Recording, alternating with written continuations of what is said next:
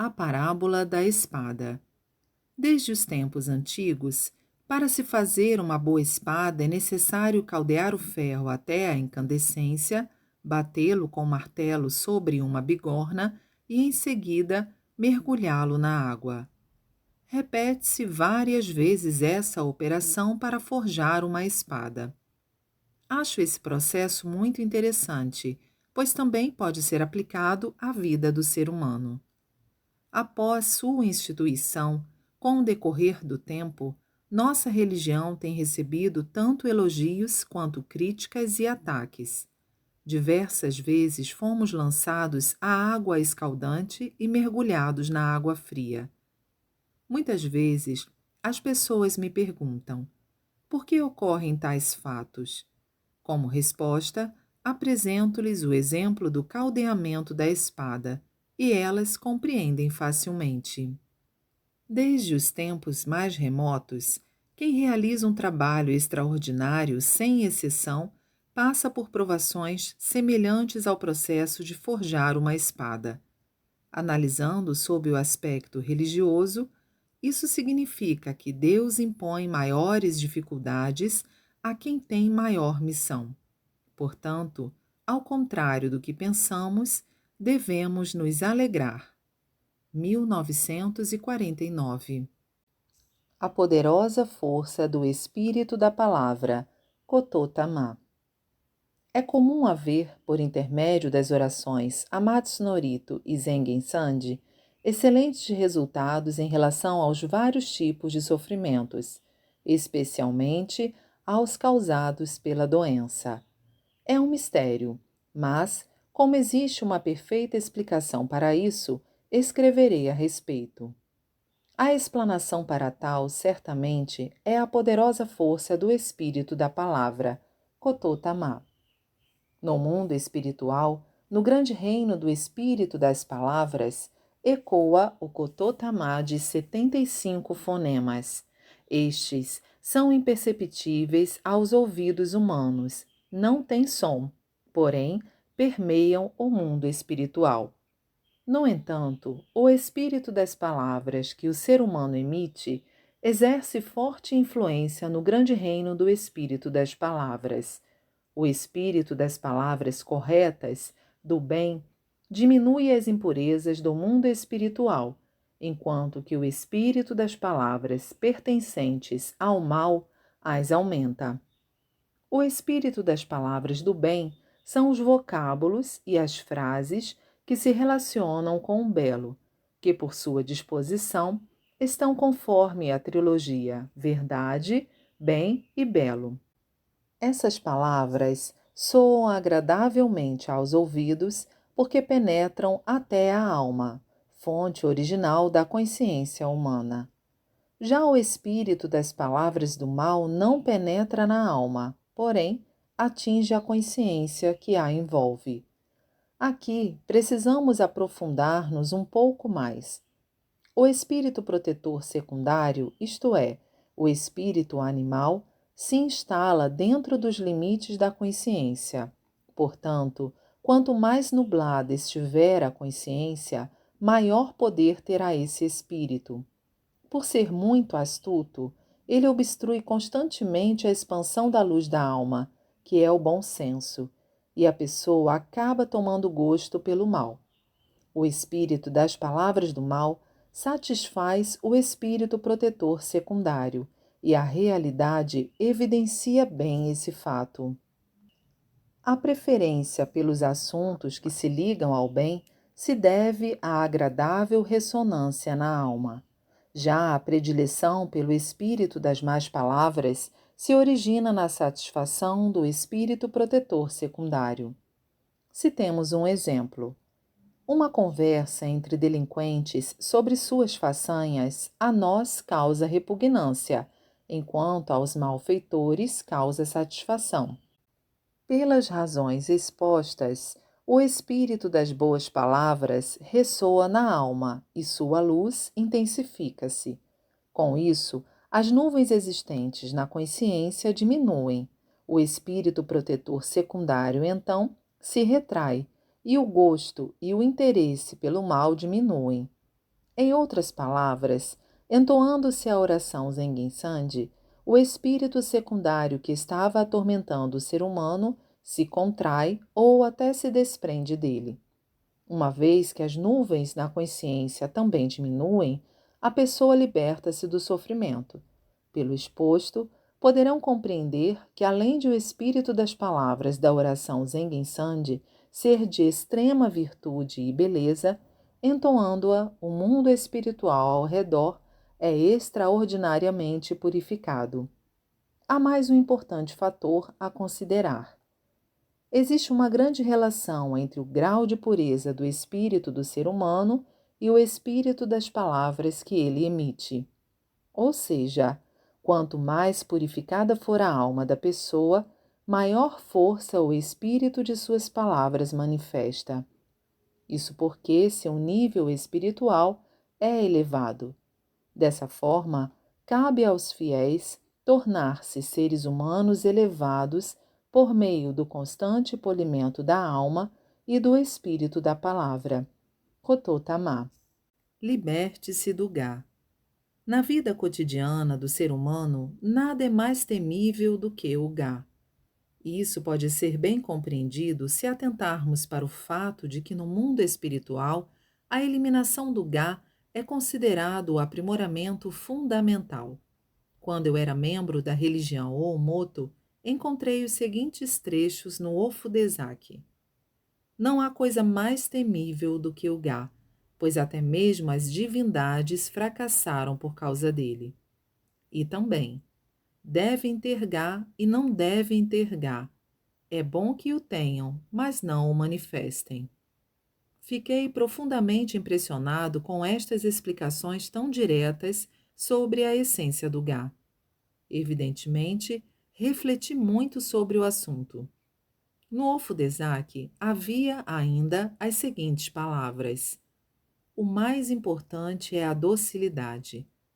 De fato, são palavras extraordinárias. Digo isso porque, até hoje, quem aceita o que eu digo sem refutar, progride sem nenhum problema. Entretanto, há quem sinta dificuldades em fazê-lo devido ao seu forte Gá. É realmente penoso ver os constantes fracassos decorrentes de tal comportamento. Como foi exposto, o princípio fundamental da fé consiste em não demonstrar o Gá, não mentir e ser dócil. Jornal Kyusei, número 50, em 18 de fevereiro de 1950. Os virtuosos bem-sucedidos na vida. Este é um título que pode parecer estranho, mas uma vez que se trata de um assunto que as pessoas quase não têm percebido, vou expô-lo a seguir. Ao prestarmos atenção às pessoas bem-sucedidas na vida até hoje, tanto no Oriente como no Ocidente, notamos que não só as que realizaram grandes empreendimentos que lhes valeram fama mundial, mas também as que obtiveram sucesso individualmente, são quase todas pessoas do tipo do mal, com exceção de uma minoria que constitui o tipo do bem. Isto significa que, na realidade, é difícil as pessoas boas serem bem-sucedidas, pois elas acabam sendo vencidas pelas más. Longe de se preocupar se vai incomodar os outros ou causar danos à sociedade, a maioria obtém sucesso, escapando habilmente das malhas da lei e parece acreditar que para isso não há outro meio. Assim sendo, quando alguém vê um indivíduo bem-sucedido, logo lhe vem a ideia pré-concebida de que essa pessoa seja astuta e que não se deve confiar nela, uma vez que por detrás de seu sucesso, sem dúvida alguma, estão ocultas ações nem um pouco dignas de serem mencionadas. Não há por que ser diferente, uma vez que essa realidade deve ser verdadeira. Consequentemente, as criaturas ambiciosas que almejam o sucesso a imitam e, acreditando que a forma mais inteligente é não escolher os meios para alcançar os objetivos, agem desse mesmo modo. Esta é a causa dos males sociais da atualidade. Tal forma de encarar as coisas está tão enraizada na cabeça dos homens de hoje que, quando estes olham para nós, nos observam sob esse mesmo prisma. Pelo fato de ter conseguido formar 300.000 fiéis em apenas 3 ou 4 anos, nossa igreja acaba sendo incluída no grupo dos bem-sucedidos. Uma vez que nos observam por meio de uma visão preconceituosa, essas pessoas acreditam que, embora se trate de religião, sem dúvida, estamos agindo desonestamente nos bastidores e que, por essa razão, viemos obtendo sucesso. No mundo atual, não há como vencer na vida calcado apenas no bem.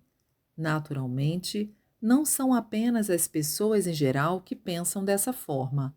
Até mesmo as autoridades, em maior ou menor grau, têm essa tendência, o que não é uma suposição apenas nossa.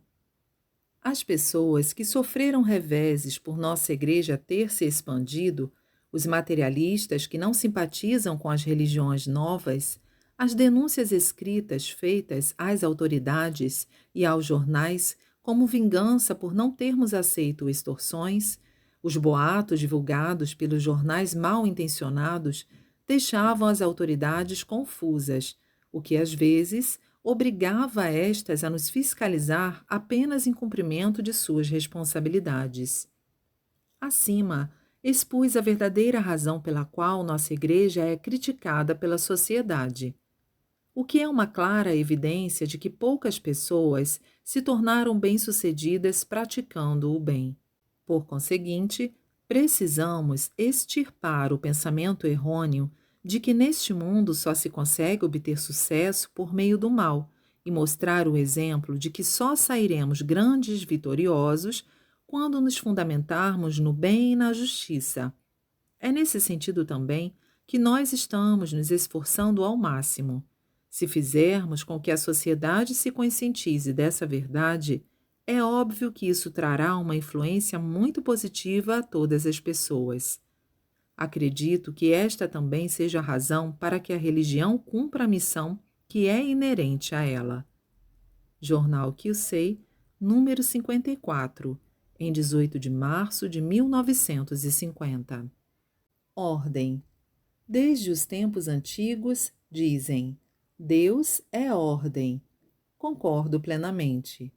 Em qualquer situação, se algo não transcorre tranquilamente, é porque a ordem não está sendo respeitada, principalmente no que diz respeito às relações humanas. Há uma máxima em chinês que afirma: mesmo entre um casal, deve haver distinção entre as partes. Entre o mais velho e o mais jovem deve haver ordem. Realmente, são palavras sábias. É surpreendente a quebra de ordem que vem ocorrendo ultimamente na sociedade. A ordem e a civilidade estão intimamente relacionadas e isso exige especial atenção. Conforme podemos comprovar quando observamos a grande natureza, tudo segue uma ordem, a sequência da primavera, do verão, do outono e do inverno, a alternância dos dias com as noites, o crescimento da vegetação, etc. Jamais ocorre de as flores da cerejeira desabrocharem antes das flores da ameixeira. Podemos citar vários exemplos. De nada adianta ir orar a uma divindade depois de tratar de outro assunto qualquer, pois nesse caso o outro assunto se tornou prioritário e a divindade ficou relegada a segundo plano. O mesmo se passa quando alguém vai receber jorei em situação de doença. Primeiramente, devemos dirigir-nos à igreja para recebê-lo e depois resolver outras questões. Assim procedendo, nem é preciso dizer que a eficácia do jorei será mais notável.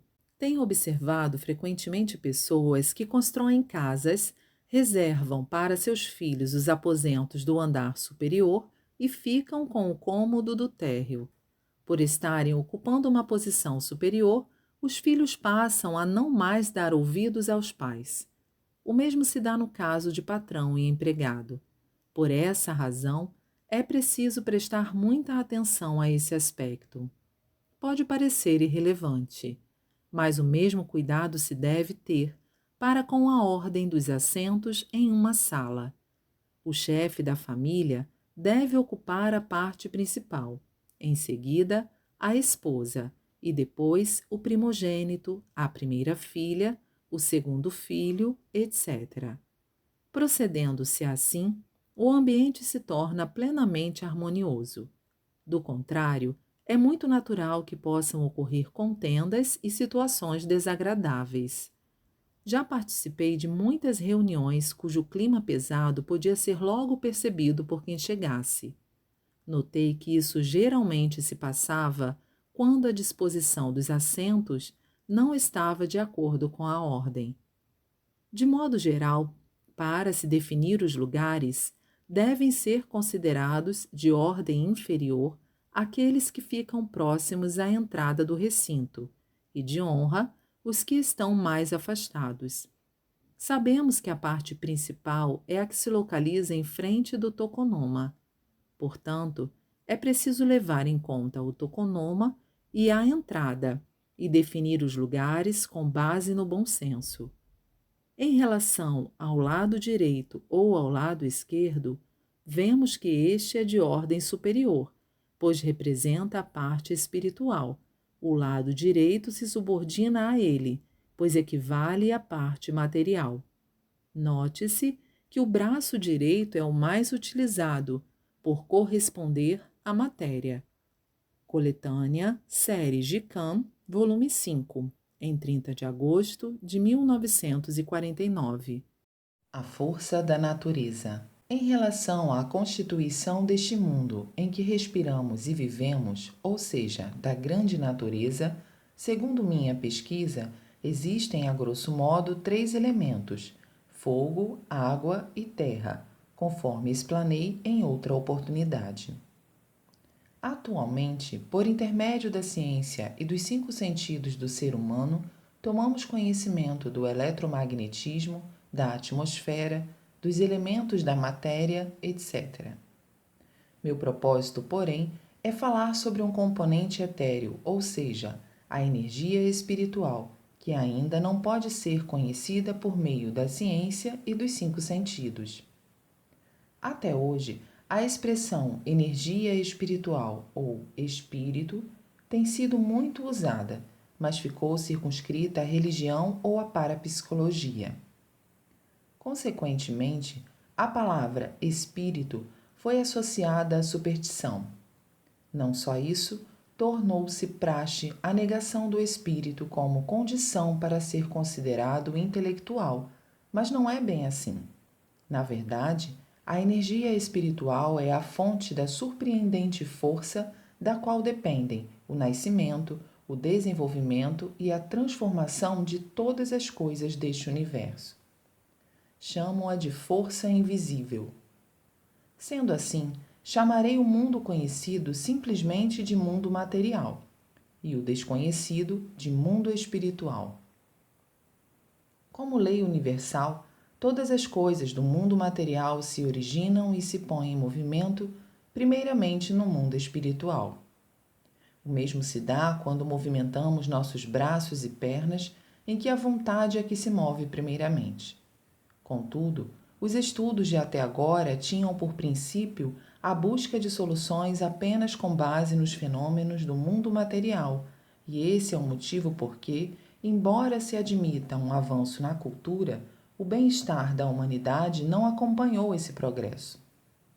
Portanto, para resolver qualquer questão do mundo material, é necessário solucioná-la primeiro no mundo espiritual. Nesse sentido, mesmo no caso de doenças, é necessário curá-las a partir do mundo espiritual, ou seja, o verdadeiro método de tratamento consiste em tratar o espírito por meio do espírito. É evidente que o corpo humano é constituído de um corpo espiritual, referente ao mundo espiritual, e de um corpo material, pertencente ao mundo material. A doença, conforme já tenho explicado, é a purificação de toxinas solidificadas, ou seja, é o processo de dissolução dessas toxinas. Esse processo, aplicado ao corpo espiritual, se configura da seguinte maneira: as toxinas se apresentam em forma de nuvens espirituais em uma parte do espírito, e a dissolução das toxinas corresponde à dissipação dessas nuvens. Já que todos os tratamentos existentes até hoje buscavam a solução apenas no corpo, eles agiam de forma contrária e, por isso, não eram a verdadeira solução da doença. Dado que a dissipação das nuvens do corpo espiritual é a regra básica da cura das doenças, qual é a força necessária para extingui-las? Ela é uma espécie de luz misteriosa irradiada do corpo humano. Só é possível apreender verdadeiramente esse princípio por meio da prática contínua do jorei por vários anos. Peço aos leitores que fiquem cientes, portanto, que aqui não é possível ir além de uma noção geral do assunto. Antes de explicar o que é o corpo espiritual do ser humano, torna-se necessário saber o que é a morte. Quando o corpo físico se torna incapaz de continuar desempenhando suas funções devido ao envelhecimento, doença, ferimento, perda de sangue, etc., o espírito se separa da matéria. A esta separação chamamos de morte. Dessa forma, a morte se dá quando o corpo espiritual abandona o corpo material. Com a morte, o espírito regressa ao mundo espiritual e, passado algum tempo, reencarna. O corpo físico, como todos sabem, se decompõe e retorna à Terra. Pelo exposto, compreende-se que o corpo espiritual é de vida infinita e o corpo material uma existência secundária e finita. Consequentemente, ao lidar com as questões do ser humano, o corpo espiritual deve ser o verdadeiro alvo. Finalmente, a ciência moderna está descobrindo a existência de uma espécie de radiação em todos os seres vivos, inclusive nos vegetais e até mesmo nos minerais. Segundo minhas pesquisas, a radiação do corpo humano é de natureza superior, pois, como os antigos diziam, o ser humano é o mais elevado entre todas as criaturas. Quanto mais elevado for um espírito, maior é o grau de rarefação de seus elementos, e quanto mais aumenta o grau de rarefação do espírito, mais difícil é detectá-lo por meio de equipamentos, o que contraria a visão materialista. Desse modo, é muito mais fácil perceber a radioatividade nos minerais e a fosforescência dos vegetais por serem espíritos de nível inferior. Assim, quanto mais rarefeito for o espírito, mais aumentará sua força. A compreensão de tal princípio é muito importante. Apesar da radiação emitida pelo corpo humano ser a mais forte, dependendo da pessoa, essa radiação apresenta enorme diferença que está além da imaginação. Quanto mais forte for essa radiação, maior será sua força de curar doenças. Assim, para torná-la mais potente, concentrei-a em uma parte do corpo, alcançando êxito na dissipação das nuvens espirituais. Obtive sucesso também em desenvolver uma técnica especial que potencializa ainda mais a força de radiação que cada um possui. Aplicando esse método, conhecendo seu princípio e somando experiências, consegue-se manifestar uma extraordinária capacidade de curar doenças. Em 5 de fevereiro de 1947, Alicerce do Paraíso, volume 2. Poema 133. Ter a permissão de viver sem problemas já era mais do que eu merecia. Para aumentar minha alegria, Deus concedeu-me a arte de salvar as pessoas. Isto não é um autoelogio, mas não existem palavras para expressar a grandiosidade da força divina que eu estou manifestando atualmente.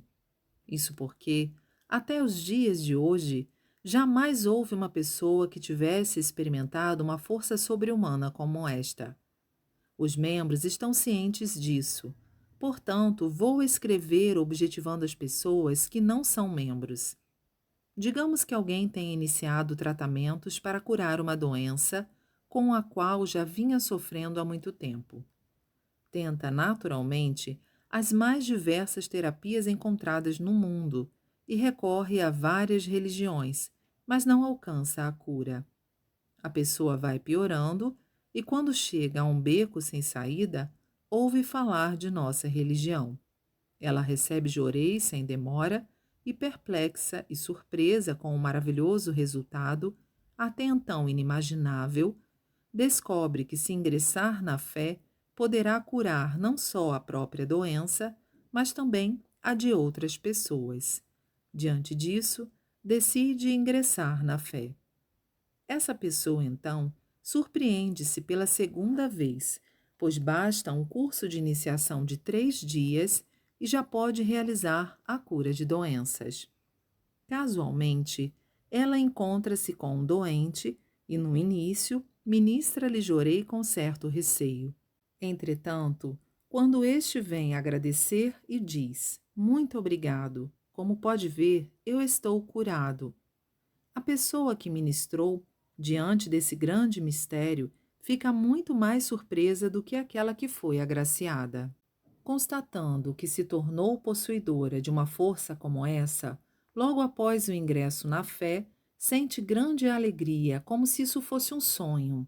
Assim, mais do que depressa, lê os escritos divinos, faz perguntas ao ministro e, por fim, compreende. Nesse momento, passa a entender o verdadeiro valor da Igreja Messiânica Mundial. A partir de então, curando várias pessoas doentes, sua fé se solidifica e amadurece como membro. Desejo que reflitam bem sobre os doutores da atual medicina. Até se formarem, levam mais de 10 anos e gastam uma quantia superior a 1 milhão de ienes.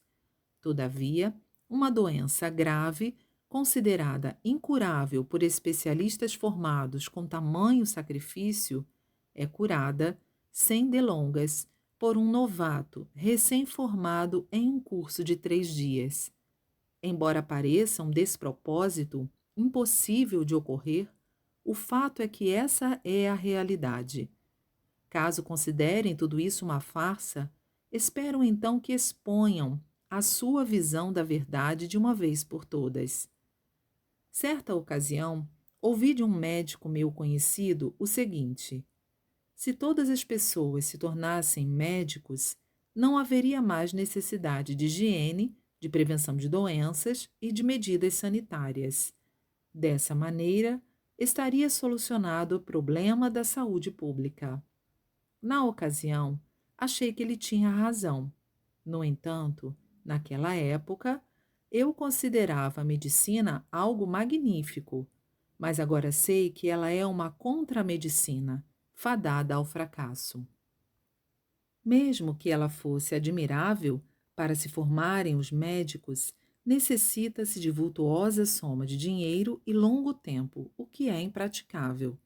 Em contrapartida, com relação ao nosso jorei, conforme disse, são necessários apenas 3 dias, sendo possível formar especialistas mais incríveis do que os doutores em medicina.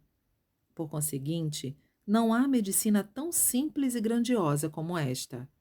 Ao mesmo tempo, será uma grande economia para o país, parecendo até mesmo um sonho. Se todo o povo japonês aprender o método do Jorei, é lógico que surgirá um Japão sem doenças, e creio que o progresso do país será magnífico. Como resultado, será mais do que evidente que o Japão se transformará no maior modelo de nação civilizada do mundo e que todos os demais países aprenderão com ele. Senhores, quão grandiosa é esta obra! Jornal Eiko, número 232, em 3 dias forma-se um doutor, em 28 de outubro de 1953. Ser amado por Deus. A essência da fé, em poucas palavras, é ser amado por Deus, isto é, ser do agrado de Deus. Então, surge a seguinte questão: que tipo de pessoa Deus ama? Antes de esclarecer isso, porém, existe algo que é preciso saber em relação à missão da nossa religião. O fim do mundo, ou juízo final mencionado por Jesus Cristo, e a destruição da lei búdica, anunciada por Buda Sakyamuni, são fatos que estão prestes a ocorrer. Em relação a isso, divindades e Budas, com seu grande amor misericordioso, desejam que o maior número de pessoas consiga ultrapassar o momento crítico que o mundo vivenciará. E como Deus fará isso? Naturalmente, ele atuará por meio do ser humano, e acredito que fui escolhido para ser o responsável por esta grande missão. Uma vez que se trata de uma missão extraordinariamente grande, jamais vista ou ouvida, não consigo deixar de me perguntar se não seria pesada demais para uma pessoa comum como eu. No entanto, como essa missão me foi confiada pelo grandioso Deus, fiquei sem alternativa. No início, duvidei e até resisti, mas não tive como recusá-la. Deus me maneja livremente. Não foram poucas as vezes em que ele me fez sentir alegrias extremas e também enfrentar situações de intenso sofrimento. Cada vez que isso ocorria, percebia que sua forma de atuar é profunda e misteriosa, causando-me uma indescritível sensação, um misto de alegria e gratidão, que pode ser chamado de sabor da vida. É difícil expressar isso em palavras. Fico a pensar se mais alguém na face da terra já teve tal sensação. Voltando ao assunto principal, o que se deve fazer para ser do agrado de Deus? Saber isso é essencial. Para ser do seu agrado, é preciso, antes de mais nada, procurar não fazer aquilo de que Deus não gosta. Ao contrário, deve se empenhar ao máximo naquilo que lhe agrada. Qualquer pessoa sensata sabe que Deus não gosta de ações que estejam em desacordo com o caminho, ou seja, mentir, fazer os outros sofrer, causar transtornos à sociedade, etc. Atualmente, é grande o número de pessoas que não se importam com o próximo e pensam apenas em si, manifestando isso em atos. E não há nada pior do que isso. Agindo assim, é impossível ser do agrado de Deus. Por tal motivo, cada um precisa saber se está sendo do agrado de Deus ou não. E como discernir isso? É algo extremamente simples, rápido e não dá trabalho. É possível sabê-lo de imediato. Explicarei a seguir. Quem não está no agrado de Deus, geralmente comenta: para mim nada dá certo. Sofro com problemas financeiros. Meu trabalho não vai bem. Ninguém confia em mim. As pessoas se afastam e minha saúde também não é boa. Realmente não entendo porque as coisas não correm satisfatoriamente comigo, apesar de eu me empenhar tanto. Essa situação é porque a pessoa não está no agrado de Deus. Todavia, se ela estiver, o trabalho fluirá muito bem, inúmeras pessoas se aproximarão a ponto de ela não ter sossego e obterá recursos materiais em abundância. O mundo, então, se tornará um lugar muito agradável de se viver. Assim, creio que o leitor deve ter compreendido que a fé só passa a ter valor quando as pessoas se tornam felizes. Portanto, saibam que, se apesar de professar a fé, a pessoa não alcançar a felicidade, é porque, infalivelmente, a causa reside em seu íntimo. Em 25 de maio de 1949.